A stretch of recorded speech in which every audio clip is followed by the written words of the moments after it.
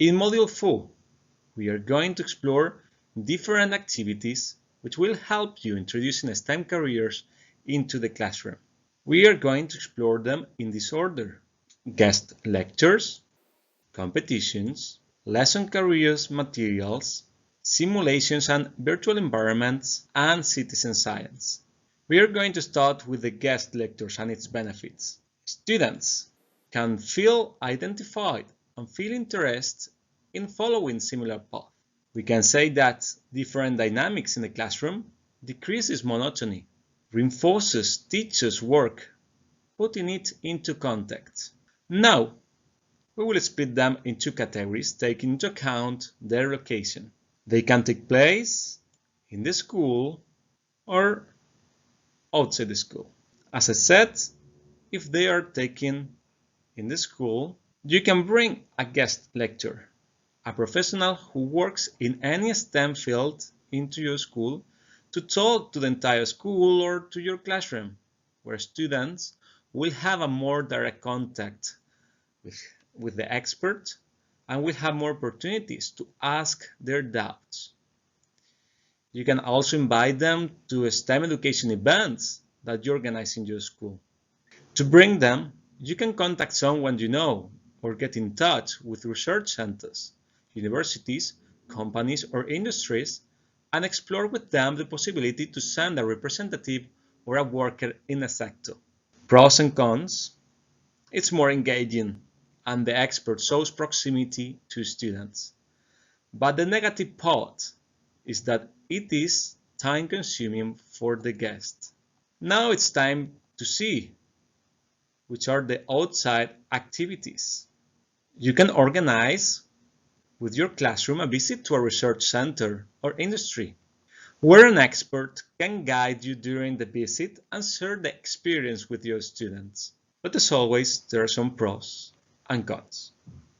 If students visit the place of work of a STEM professional, they can understand better the job position and the different tasks they would carry if they would work in that environment. On the other hand, the logistics to bring students outside the school are not easy, and it might be complicated in some cases, as sometimes it's not easy to find a guest lecturer. The STEM Alliance has created a tool to facilitate this process. The PGVS, Professionals Go Back to School, is a tool to put in contact experts and teachers. ICT offers an alternative to bringing or visiting an expert. We'll talk about two options: online chats and webinars.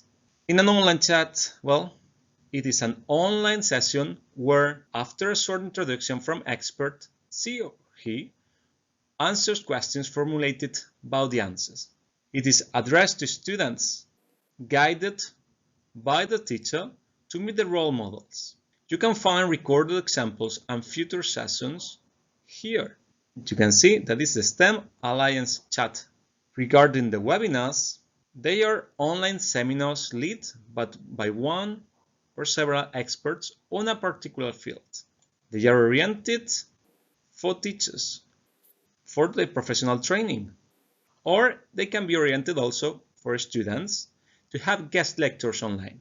If you want to learn more about this possibility, you can visit the Scientix and the STEM Alliance webinars page, which are oriented to teacher training, or the Space Awareness page, which includes webinars for students. Another good way to show students where they can get with studying STEM is through competitions. Among the benefits, we can say that competitions motivate participants to gain experience and show their work to the community. It gives prestige to schools. Also, competition organizers can be linked to industry or institutes, which provide students with a first contact with STEM careers. We are going to find competitions addressed to teachers and students. Competitions can take place in a national, including local, or international level. If you want to find STEM education competitions, Scientix includes some of them in their news page and in his campaign's site. If you want to keep informed by email With a bi-weekly summary of our last information published in Scientix, you can sign up for the Scientix Digest. There are many different competitions running at the moment. In this slide, you can find some examples of international competitions for students. Odysseus and GANSAT are space-oriented, while for D3 Mobile, students have to create a 3D model using their smartphone. On the right, we have EUSIS, the European Union Contest for Young Scientists, which is organized by the European Commission and has run more than 28 editions. Before we finish with this section, check out the campaign section of the STEM Alliance project. They organize competitions regularly. And remember, social media is a useful tool to participate and discover new competitions. If you want to read more about STEM careers or use some career materials with your classroom, Scientix has many useful resources. In the report section of the Scientix repository, you can find reports on STEM careers. Here are some examples. The report STEM Education in the Irish School System by the Department of Education and Skills in Ireland, and the report STEM Education Defining the Challenges by the Ingenious project, now called the STEM Alliance. On the other hand, we can find teaching materials, role-playing games, or situation games, which make the students enter in the role of a STEM professional. We can see here the Nano-Opinion discussion game from Nano-Opinion project, the Problem of Hearing from Maskill project, and the Biotechnology Revolution from Explore Health project. Another tool that can be used in your STEM classes are simulations and virtual environments. These allow you to reproduce in the classroom activities and experiments that otherwise would be expensive or difficult to carry in the classroom. The Next Lab project, former GoLab, offers an extensive collection of interactive online, virtual and remote laboratories that, through a process of mixing and reuse, can be combined with dedicated support tools, learning apps, and multimedia material to form open, cloud-based, shareable educational resources with an embedded pedagogical structure. You can find inquiry-based learning activities in the portal. The last block we will present is about using citizen science in the classroom. What is citizen science? Well, citizen science is scientific research conducted in whole or in part by amateur non-professional scientists. Citizen science is sometimes described as public participation in scientific research, participatory monitoring, and participatory action research. As an example of project that works on citizen science, we have space awareness.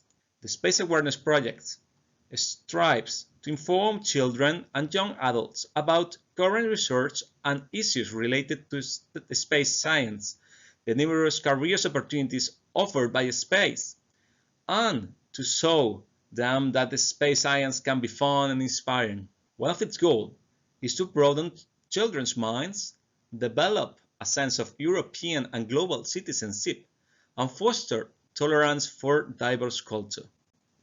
The Space Awareness website has a dedicated page for citizen science. You can access it clicking in the Participate tag on its homepage. There, you will find a repository of games to use in your classroom, and what is more important, make your students feel a bit more what it feels being a scientist. That's all from my side. I hope you enjoyed. Thank you for your attention. Goodbye.